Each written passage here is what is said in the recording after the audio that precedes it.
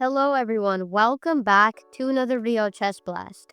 Today we're going to learn the Charlick Gambit, a very dangerous and powerful chess opening. Let's get right into it. The Charlick Gambit starts with the moves d4, e5.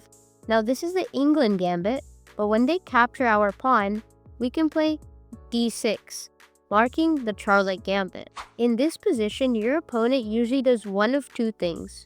Either capture your pawn on d6 or defend their pawn on e5 with moves like knight f3 or bishop f4. First, let's take a look at how to play against the move pawn takes d6. When they capture our pawn on d6, we want to capture the pawn back with our bishop.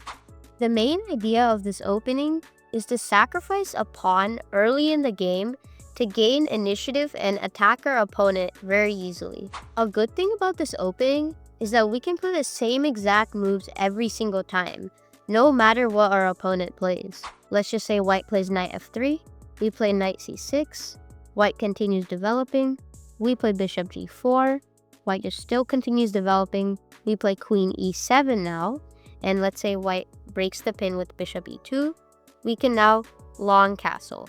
So this is the main setup we want to go for in the Charlick Gambit. In this position, there's a really nice trap that your opponents have a high chance of falling for. If they play a casual move like castling, we can actually take advantage of the rook opposition to the queen, and we can play bishop takes h2, discovered attack to their queen, and it's also check to their king.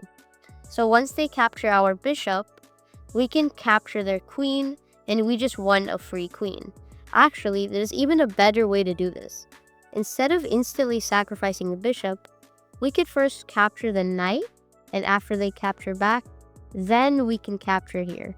This way we can win even more material. So let's say your opponent doesn't castle as they see that we have this tactic here, and instead, they play a move like bishop d2. Now, what we do is we can just casually develop. Now here, most players castle, and now we can launch an attack with the move h5. First, I will discuss the move h3. And actually, h3 is kind of a slight error because they're not actually even attacking our bishop, as if they capture our bishop, our rook will be open, which is not worth the bishop basically.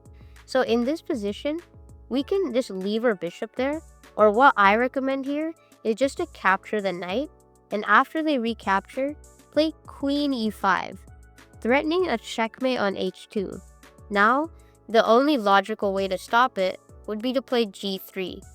So after g3, we can play h4, and now we see the reason why we played h5 earlier, to launch a pawn storm on the king side. Now, white is basically done for. If they push their pawn or capture our pawn, we can just checkmate them on h2, so they can't do that. So let's say they play a move like king g2, trying to protect this pawn.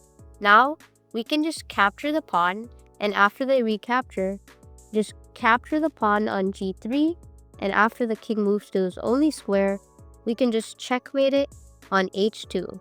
As you can see, the Charlick Gambit is very dangerous and can make your opponents lose very quickly. Going back to this position, let's take a look at what to do if our opponent counterattacks instead of playing the move h3. If our opponent tries counterattacking, we have a nice little combination.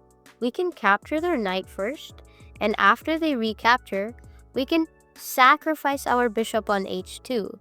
So once the king takes our bishop, we play knight g4 check. Now, they have two main options, to capture our knight or move their king somewhere, like g1.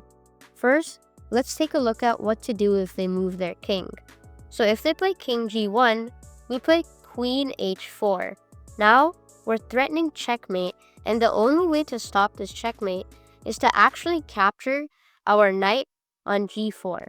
So once they capture our knight, we recapture with our pawn. And now they actually opened up a rook, so a re-threatening checkmate on h1 and h2. So now the only way to stop it is with pawn to f4 or pawn to f3. Either way, after, let's say, pawn to f4, we play pawn to g3, blocking off the escape square, and next move, we're just going to checkmate them as they have no way to stop it. In this position, let's say they don't move their king, and instead, capture our knight on g4. Now, we can capture with our pawn, and it's actually check to their king, so their king must move. So let's say the king goes back. Now we have the same move as earlier, queen h4, and we're threatening a checkmate. And again, the only way to stop it is by moving the f-pawn. However, now we can play g3, blocking off the escape square, and next move, we can just checkmate our opponent. Let's take a look at some of the options that white had in the beginning. So firstly, let's take a look at what to do if they don't even capture our pawn and accept our gambit. So what I'm saying is they would defend the pawn on e5 with a move like knight f3. So if they play knight f3, what I recommend to do here is just play knight c6. And basically, now if they capture our pawn, we recapture with our bishop and we transpose into the exact same thing. And even if they played like a developing move or something, we just develop in Charlick Gambit style, and in the future, they're probably going to capture our pawn on d6. And then we can transpose into the same exact things that we have been doing before.